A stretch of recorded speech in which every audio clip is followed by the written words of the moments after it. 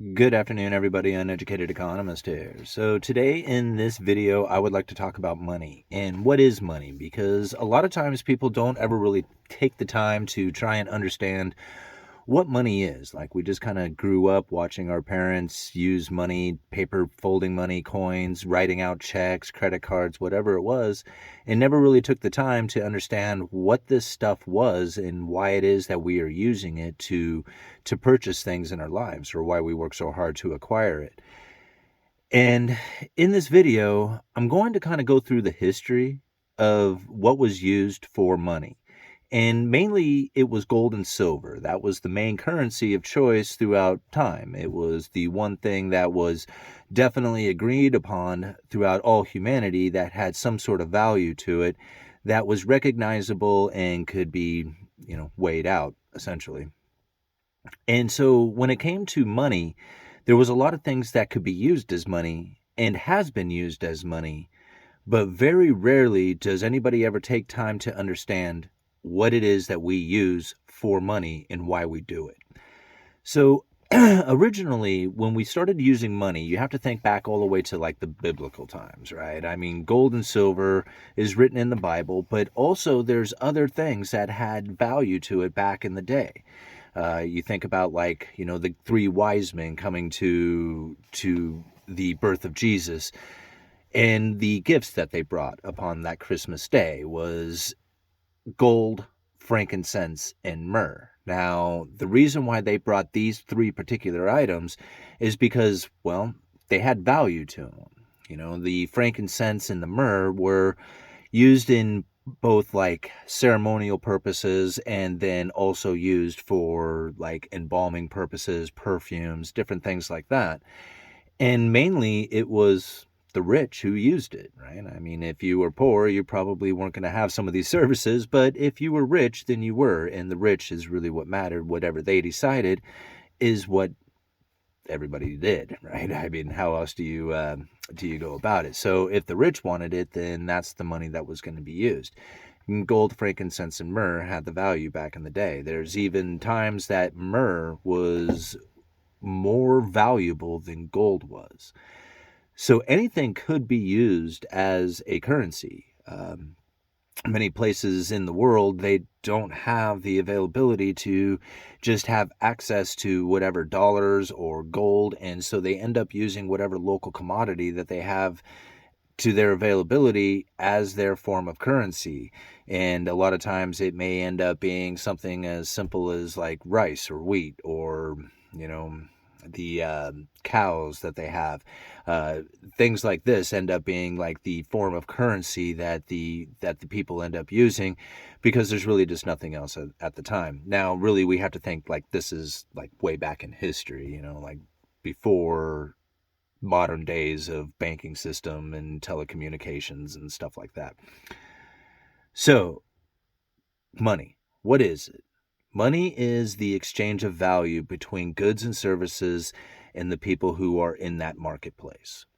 So, for example, a lot of people say that you can use just about anything for a currency so long as it's considered a valuable item, and it has to have a rarity, and it has to be recognizable, and it cannot be deteriorating, and it cannot be just duplicated whenever. It has to be rare, and it has to have all these qualities to it.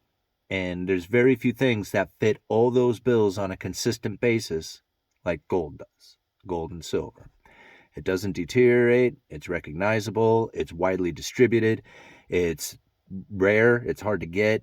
So when you think about like the things that one could use for currency, gold really is it. There's nothing really else that does it. And so when you think about like when you have trade, and this is the reason why gold and silver end up being the one thing that really fits the bill, excuse me, is that when you have trade, you have like, I was trying to explain this to my boy Freddie, and I was just like, hey, Freddie, if you are a farmer and you grow carrots, and somebody comes to you and says, hey, I really want some of your carrots, and you ask them, what do you have to trade? And the guy says to you, Freddie, I have fish. And Freddie says, but I don't like fish. What else do you have? And the guy says, I don't have anything else. All I have is this fish. I asked my boy, I said, Freddie's 8 years old right now. And I said, Freddie, how are you going to get your carrots to this fisherman? And he says, well, just give them to him. And I said, well, you can't just give your carrots to the fisherman, right? You got to earn something back. You're a farmer. You need some sort of trade. But all he has is fish. What does he do? And Freddie says, well, maybe he could trade the fish for something I do want. I said, okay, say he does that.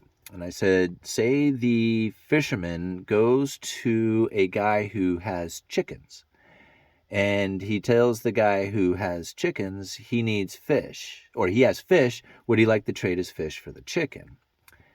And the guy who has the chicken says, yeah, I'll eat the fish, but all I have is this whole chicken. I don't want to cut it up. You have to take the whole chicken, because if I just give you a piece of the chicken, then I don't know what to do with the rest of the chicken. I don't want it. What do? This isn't a fair trade to take one fish for one chicken. I want 4 fish for my chicken. Do you have any more fish? And the fisherman says, no, I don't. What do we do? And so I asked Freddie about this. So I put this idea to an 8-year-old and to give him the idea on what it is that could be done in order to facilitate this trade. And Freddie looks at me and he says, I don't know. And I told him, I said, because there is no way to really do it unless you figure out a way that you can find a medium of exchange, which means that everybody has to agree that there is a certain item out there that will give it value that everybody wants at the same time. And that's where the gold and silver comes in. If you cannot facilitate the trade between these people, then there's no way that an economy can take place. The fisherman can't trade his goods. The guy with the carrots doesn't get rid of carrots. The person with the chicken can't get rid of just part of a chicken. He has to get rid of the whole chicken, and nobody has the availability to perform the commerce in which that is given everybody the feeling that they are going to be able to continue on with their business in a way that is going to be fair for everybody. And that's really where the gold and silver starts to come in, because then the carrot farmer can say, I want so much gold for my carrots. The fisherman can go to the market and say, I'm selling my fish for this much gold. Take his gold to the carrot farmer and buy the carrots. And the gold itself is what's now giving the availability for the economy to take place. All it does is provide a means of exchange. That's it. And so when it comes to money, money doesn't really need to be gold or silver. It can be anything that anybody wants it to be, so long as it holds the characteristics of rarity, characteristics of being recognizable, having no deterioration to it, so it doesn't deteriorate over time. These are the things that you need to have in order to be money. And that's where the gold is really, there's nothing else that beats it.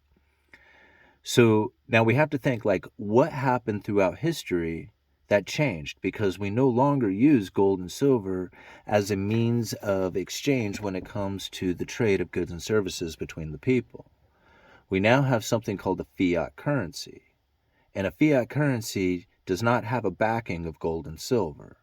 So it's really important to understand that there was a time that we had gold and silver as a means of exchange, and now it's been switched over to something that's called fiat currency that doesn't have this gold and silver that shows a proof of hard work and rarity and the characteristics of durability and non-deterioration.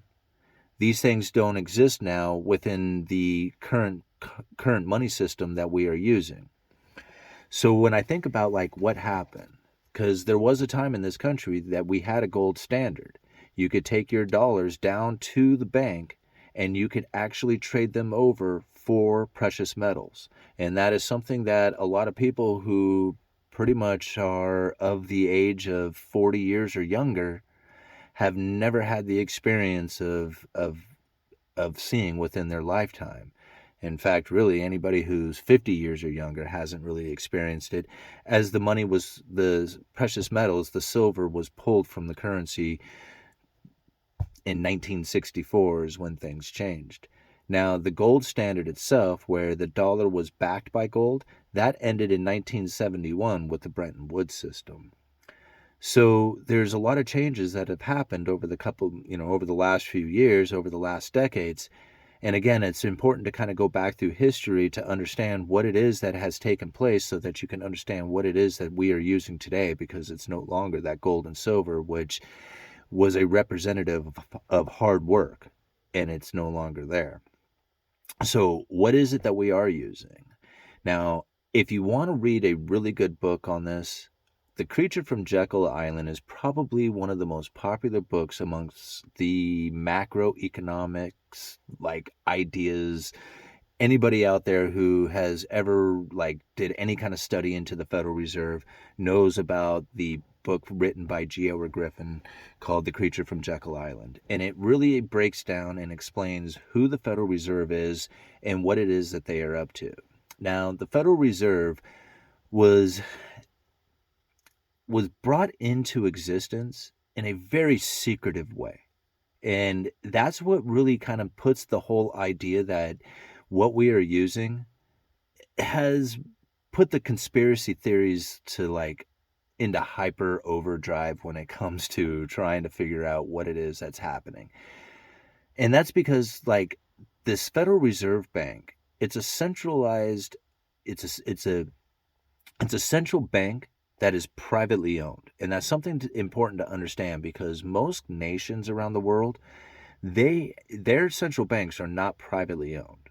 They are owned by the people, by the government. It's run by the government. But the United States has a privately owned central banks, private shareholders, making decisions that are not necessarily of the mind of a government within the United States. So it's pretty critical to kind of put that around your head, because the Federal Reserve has a name that sounds very much like it's part of the federal government, but it's not. It's not anything to do with the federal government. There is some federally, appointed positions within the Federal Reserve, but the Federal Reserve itself is a private banking institution. And now, when the Federal Reserve Bank was initially introduced to the people, hey, we're going to put this bank out there for everybody to use, and to understand that it's not here to try and take over the banking system, but to help out during the booms and bust cycles that occur naturally within the economy, because there's a business cycle that takes place that is just naturally occurring. There's no way that you can stop it. And there's a good theory, a good book written, or I don't know if it was a book back in the day, but it was a theory called Cantillon's Essay on Economic Theory that talks about the increase and decrease of money into a state, and kind of what happens when you have an increase of money and then a decrease of money, and what the people end up going through. Now, in Cantillon's essay talking about the increase and decrease of money in a state, he's talking about it on a bigger scale, of which the economy increases dramatically before it actually completely collapses.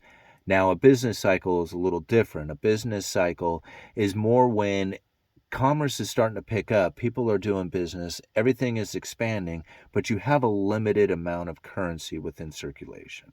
And this is really where the problem with the business cycle started to take place, is that as the business started to increase and more circulation of money started happening, there was a more concentration of wealth, which depleted the amount of money that was in circulation, and that concentration of wealth would end up in a few hands before the whole business cycle collapsed, because there was less people having money in their hands to actually go out and buy goods and services, that the money within the hands of the wealthy, the people who were able to get it, it would collapse and it would fall back into redistribution before the concentration of wealth would occur again. And this business cycle would happen on a regular basis.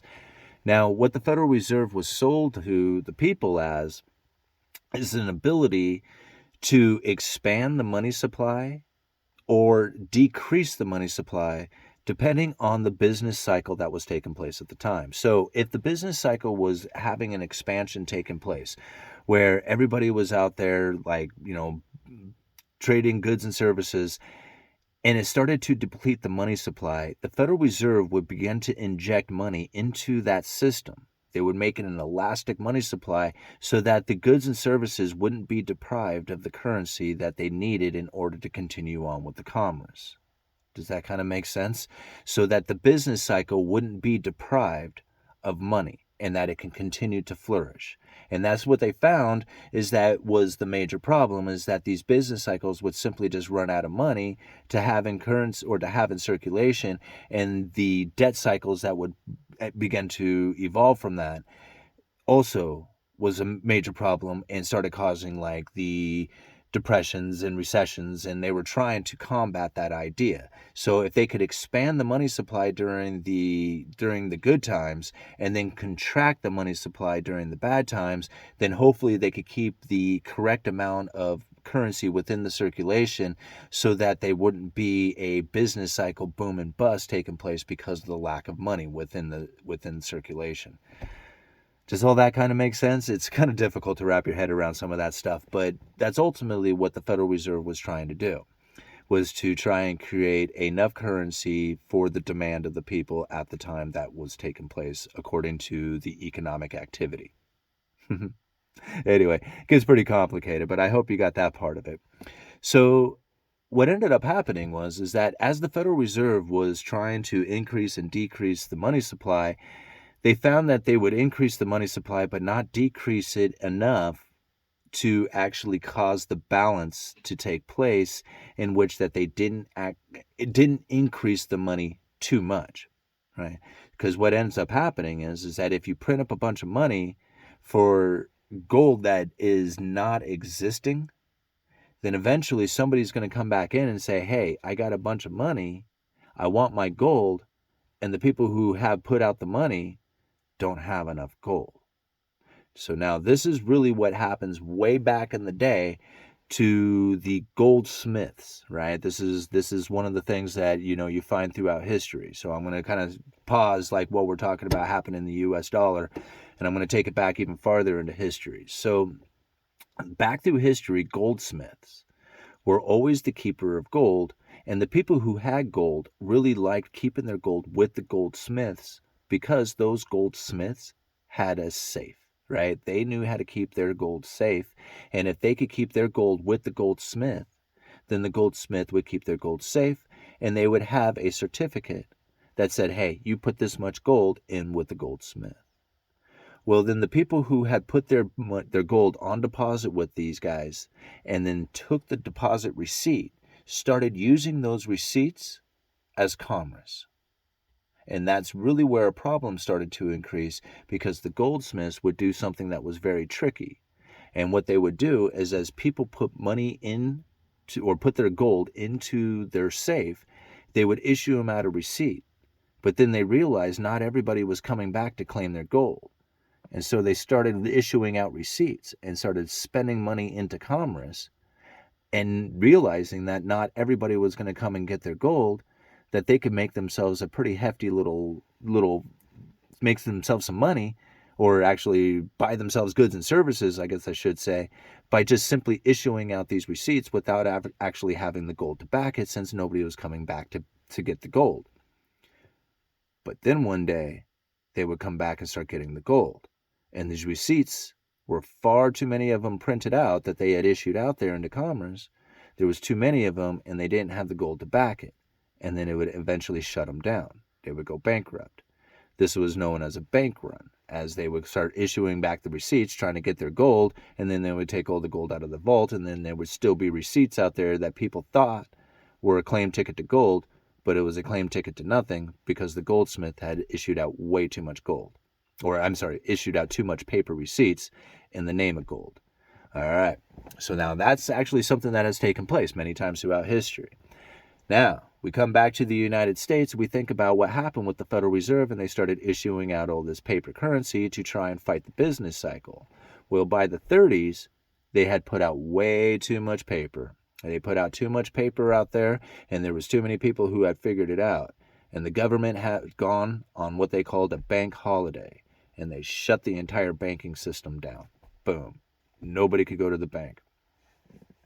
Now, everybody's freaking out about this, and the president comes out at the time, right? Roosevelt says, listen, we have issues here. We need all the gold. We need all the gold coinage, right? All the gold certificates, everything that has United States gold written on it or United States of America and its money, we need that back. We need it back today, or else you're going to go to jail, right? So by threatening the people that they're going to go to jail or serve time or fines or whatever it was, they got the people to bring back all the gold and deposit it back at the bank or the Federal Reserve Bank. So now what ends up happening here is that as they deposit it back at the bank, they are issued out Federal Reserve notes, right? Saying, here's the money that, for your gold, here's a bunch of Federal Reserve notes. After they got all the gold back, they made gold illegal to possess, and they revalued it from $20 an ounce to, I think it was 32 and some change, and then later on they moved it up even higher. So what ended up happening is that everybody who had turned in their gold and got paper immediately lost a bunch of purchasing power on their paper. Everybody who held on to gold got an immediate increase on their purchasing power. The only problem was there was no place to go with your gold because it was illegal to have it at that point. And so from the 30s all the way up until the 70s, they were on a confiscated gold standard. This is really what ended up happening. I mean, the government had a gold confiscation and made it illegal. And that was the case all the way up until the 70s. Now, it worked out pretty well for the government because now they told the rest of the countries around the world, no worries, we have gold in our vault. If you ever wanted to exchange your dollars for gold, we'll have the gold here for you. But you're the only ones who can do it. And the rest of the world says, hey, we agree to this. And so since the dollar is just as good as gold, the rest of the world was in agreement with this and started using the dollar as the world reserve currency because the dollar was just as good as gold. And this was the case for many, many years. Now we move it all the way up until the 70s, and this is really where a problem starts to kick in. Because at this point, the idea that we are using gold as currency is still in play. Like, people think the dollar is just as good as gold because you can exchange your dollars for gold. And if you're a nation out there doing world trade and you can still trade your dollars for gold, then everything seems as if we are still on the gold standard, and that was very much the case. Now, in 64, silver was taken from the coinage, and everybody should have recognized it at that time, and there was a lot of people who did, who should have recognized that there was a major issue taking place if they stopped putting silver into the coinage for our use as far as commerce goes. Because what they were doing is they were doing something very similar to what was happening back in the day when the goldsmiths started running out of gold, right? Instead of issuing out gold, they were issuing out these funny tokens in place of silver, calling it silver, saying it has as much value as silver, but it wasn't silver anymore. Just like the paper was no longer a claim ticket for the gold that was sitting on a shelf, the coins themselves were no longer a symbol or actual pieces of anything that was a commodity, when at one time it was. It's important to understand that, right? There was a time when you had a silver quarter, it was made of silver. And now I think about this. So we're going to do a little quick side note here. You take a silver quarter today, I don't know how much they're worth. We're just going to guess somewhere around $3-4 a piece. Right? And now you think about the days of great-grandfather or your grandfather, or, maybe you have a really old man in your life, and you ask them, hey, how much was a gallon of gas way back when you were a kid or a long time ago? And you'll hear some people say, all the way back in the day, they'll talk about paying 25 cents for a gallon of gas. Well, if you have a silver quarter, it's worth $3 to $4 a piece. You think about it. You can buy a gallon of gas today. You just have to have the right quarter, right? You can buy a gallon of gas for 25 cents. You just have to have the right 25 cents in your hand. And so that's something interesting to think about, because in 1964, they switched the way that the currency was made, the coinage, right? And they took that silver out of circulation, and all we had were these funny little tokens after that.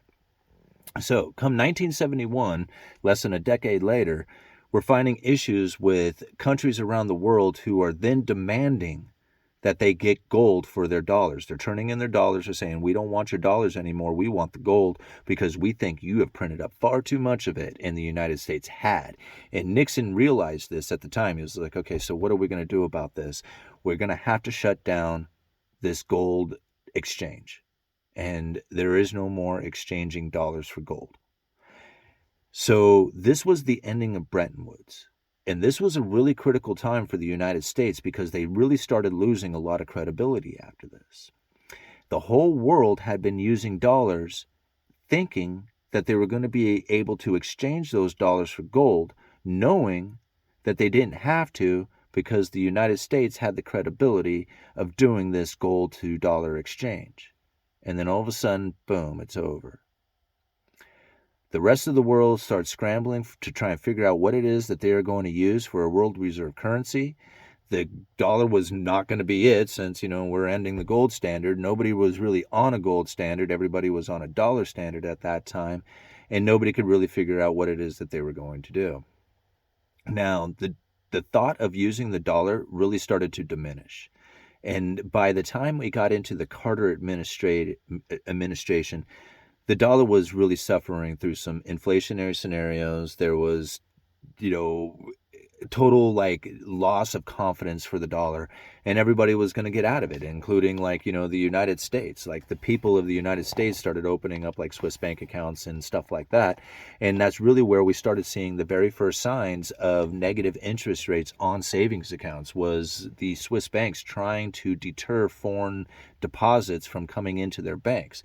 When they started depositing money into those banks, it started strengthening up their currency as people were putting all their money into the Swiss banks. When it strengthened their currency, something opposite started happening for them. Once you think, okay, cool, strong currency, that's awesome. Except that the strong currency for the Swiss started making their exports incredibly expensive. And it started hurting their economy. And that's when they told the foreign depositors, you can't do this anymore. You got to stop depositing your money with us, or else we're going to hit you. They lowered the interest rates to try to deter them. And finally, they were like, okay, that's it. You're getting hit with negative interest rates. We do not want you putting your money with us. It's causing us issues. So that was one of the first times we had ever seen negative interest rates actually attached to bank accounts, was during this time when the dollar was strengthening, when the dollar wasn't strengthening but losing that strength due to the fact that it was also losing confidence because of this ending of Bretton Woods. Now, again, a lot of people might tell you differently. This is the way I learned it. Now, the Carter administration was trying to figure out things that they could do to give people confidence back in the dollar again, and nobody was doing it. So they had to issue out treasuries. This is really something to think about. They issued out treasuries that were due in German marks and Swiss francs so that they could get the better interest rate, because people were not interested in buying U.S. treasuries that were due in dollars. The rates on them were far too high. But they could get the yields down by promising to pay in Swiss francs and German marks. And they were called Carter bonds. It's very interesting. You should look them up if you've never heard of those. So now we move into the early 80s, where inflation is now running really hot, and their only way to really combat the inflation scenario that we were experiencing during that time, because it was a total loss of confidence in the dollar and everybody was dumping dollars and get out of the dollar, is that the Treasury raised interest rates to 15% on a U.S. 10-year Treasury.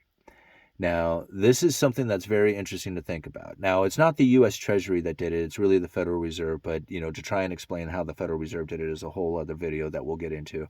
But the important part to understand is that the treasuries themselves had moved up to the highest level that they had pretty much seen in, I think, forever, right? I'm not forever. I think back to war times and stuff like that. But the point being is that the people at the time had never experienced interest rates this high. And now what that did is it gave a lot of confidence back into the dollar. People were looking at those U.S. treasuries and going, holy moly, look how much those things are going for as far as the yields that they pay.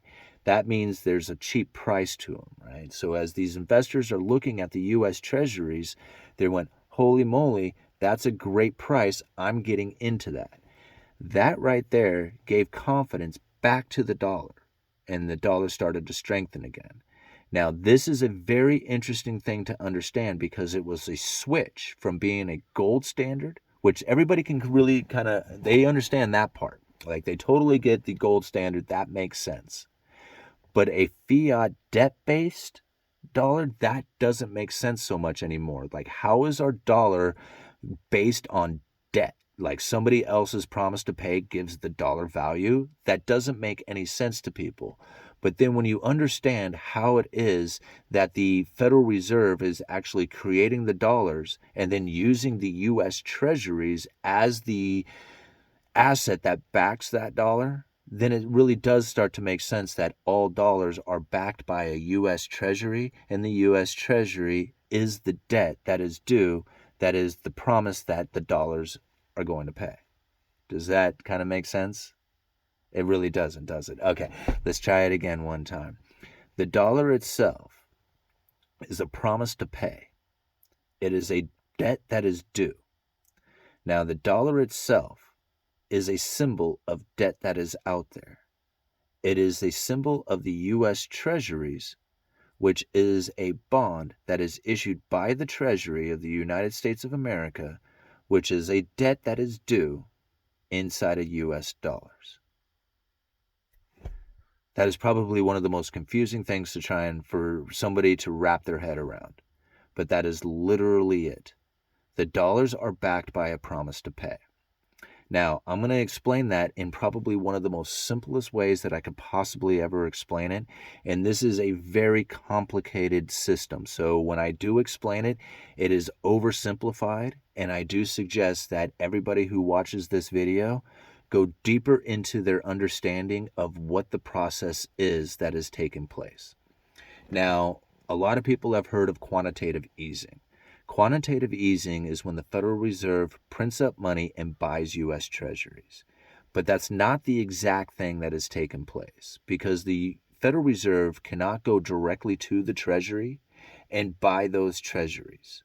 What they have to do is they have to buy those things, those debts that are issued by the U.S. Treasury. When they issue out those debts, they are sold to what is called the primary dealers. They're sold at auction. And now the Federal Reserve, after those things have been purchased, then purchases those items, those assets, those U.S. Treasuries from the primary dealers. So it's not directly monetized the Treasury. This is very important to understand because this is one of the things that a lot of people have said is taken place, is that the Federal Reserve is directly monetizing the debt. And I know this is getting complicated, but it's really important to understand this stuff if you want to understand how it is that the dollar is getting value. Now, when the Federal Reserve, when they go and they buy these treasuries, what they are doing is they are putting them on their balance sheet. So when you have the U.S. Treasury issuing out, like, say, a 10-year note, the Federal Reserve is eventually buying that through the secondary market. And when they take that, they put it on their balance sheet as an asset. In turn, they will print up money and put that into circulation as a liability. So the paper dollars that are out there in circulation, which is pretty much our asset, I mean, when we have a dollar, that's valuable to us because we get to spend it, that's the Federal Reserve's liability. So our asset is the Fed's liability. Something very interesting to think about. And so the Fed's asset is the U.S. Treasury, that debt that is due to them, right? They bought this, this loan essentially from the U.S. government, and that's their asset. The liability is the paper. When the paper comes back, the asset has come due. So that's essentially how the whole system is operation. Is that the Federal Reserve will then buy these U.S. Treasuries from the secondary market and put those liabilities into circulation, and then we use those in commerce. Now, that is the simplest way to try and explain how those dollars come into circulation, but really it's a lot more complicated than just, Federal Reserve print up money and then inject it into the system like that. It is far more complicated, but this is how the dollars come into existence and why they have value. They have value is because the U.S. Treasury is sitting on their balance sheet with a promise to pay. So think about it like in your own sense. If you had this bond, right, and you're holding on to it, it's a promise that somebody is going to give you money for it. So that's the asset. It's almost as if it's the gold, right? So say the Federal Reserve went to the primary dealers, and instead of buying a US Treasury, they were going to the primary dealers and they were buying gold, right? They would take the gold, put that in their vault, and then print out the money and put that into circulation. That would be essentially the same thing, but instead of buying gold, they're buying a US Treasury, which is the debt of the United States. That means the United States is going to promise to tax its citizen in order to get the money that it needs to pay that debt that is sitting on the Federal Reserve's balance sheet in order to get the money to pay that back, offsetting the debt and extinguishing the liability. You see how all this works? So now, instead of having a gold standard in which that gold is a rare commodity that has to be worked and it's recognizable and it doesn't deteriorate, instead of having this for a form of currency, now we have a debt-based currency that's called fiat, and this is what's used now to circulate throughout the system. People get the fiat by borrowing money. They go to the bank, they buy a car, they buy a house, they buy credit cards, they go on vacation, they go to the restaurants, they, buy student education, they spend this money, all this debt into circulation. The people on the other end of it, who are the goods and services out there, they get that money and they go and spend it on the goods and services themselves. And so now debt is the main form of currency that we use in order to make commerce happen. Sometimes it's the debt that we use like in a credit card. Sometimes it's the Federal Reserve notes, the liabilities that they have, which is not our debt, it's our asset. We don't have to spend our debt into it. We can spend our asset, but it's still somebody's debt out there that we are spending that is all eventually due to the Federal Reserve plus interest. Now, this is the hardest thing to try and wrap your head around when it comes to this particular item, this money creation. If all debts were paid, student loan debts, credit card debts, auto debts, house loans, government debts, all debts, there was no more debt in the system whatsoever. The dollar would cease to exist and there would still be money to owe. Now, that's pretty difficult to wrap your head around as well, but that is literally the case. So now, if that isn't hard enough to try and wrap your head around, try and wrap your head around what cryptocurrency would be if we start injecting that into the system as well. Because cryptocurrency is neither a gold nor is it a debt-based system. It is now a computer-based system that has a lot of characteristics like the gold would, but can be used in a sense like a current system of digital transfers through banking. Right? And now this is even harder to try and wrap your head around, because when you think about the current system that we use for banking transfers, debit cards, credit cards, stuff like that, it's going through a system of debt-based currencies. But when we go through a cryptocurrency, say something similar to Bitcoin, we are now using a distributed ledger system that doesn't have intermediaries through it. Now we can have a transfer of wealth very similar to that of gold, where it has a limited, rare supply that has to be worked for. We can transfer that kind of wealth through a digital platform that has debt-based currency use. I don't know if I'm explaining all that right, but ultimately what we have is a new form of currency that is coming up that gives the accessibility of having a elastic money supply, meaning that there is no limitation to how much currency can be used in transactions, meaning that like with gold, there's a limited amount of like gold that can be used because there's only so much gold. But when it comes to things like Bitcoin, you can go as far to the right of the decimal point as you want. There is no limitation to how much like transactions can occur with it. Like, I mean, there is some arguments to like the speed and stuff like that and how many transactions can occur within a minute. But the cryptocurrency platforms themselves, I mean, the protocols themselves, can definitely leave the ability to have that kind of transfer of wealth instantaneously throughout everybody within the entire world. It's a whole new kind of concept of currency. It's not necessarily in play yet, but it is certainly coming into more of a mainstream use. And when we think about the idea of a central bank digital currency, we need to have the discussion of what it is that these guys can do and what kind of limitations that will come from that. Uneducated economist, you guys let me know.